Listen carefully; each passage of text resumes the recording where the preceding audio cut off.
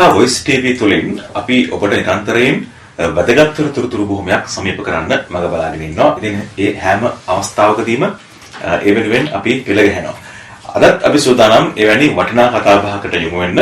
ඒ වෙනුවෙන් අපි ආරාධනා කළා පාරම්පරික හා ආයුර්වේද වෛද්‍ය පූජ්‍ය අමුණුගම නන්ද ස්වාමීන් වහන්සේට නමස්කාර පූර්වක වහන්සේ පිළිගන්නවා වොයිස් ටීවී මැදිරියට.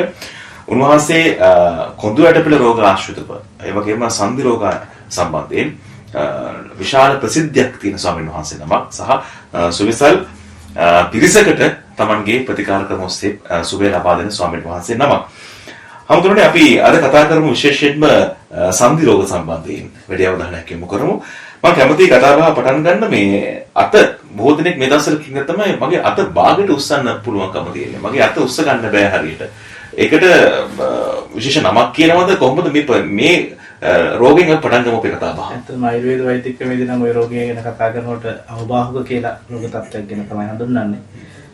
මේ රෝගී තත්ත්වයන් ඇති වෙන්න හේතුව අපි කාර්යබහුල ජීවිත ගත කරන අය වැඩිමනක් සමහර විට දරුණු අත එහෙම භාවිතා කරලා පෑනේ ඒ වගේම කාර්මික ක්ෂේත්‍රය තුළ වැඩ කරන අයට බහුලව ඇති වෙන රෝග තත්ත්වයක් තමයි මේ තත්ත්වය. හේතුව තමයි අපි එක පැත්තකින් අපේ ස්නායු දුර්වලතාවයක් තමයි උතන ඇති වෙන්නේ. මාංශ පේශි වල ඝනත්වය වැඩි වෙලා ස්නායු වල ක්‍රියාකාරීත්වයට බාධා ඇති කරනවා. ඒත් එක්ක මේ මාංශ පේශි වල ක්‍රියාකාරීත්වය නැහිටිනවා. ඒ නිසා තමයි මේ අත ක්‍රියාත්මක කිරීමේ අවස්ථාවේ තියෙන අවබෝධය කියපම බාහුව අවශ්‍යයෙන් තමයි ඔසවන්න පුළුවන්.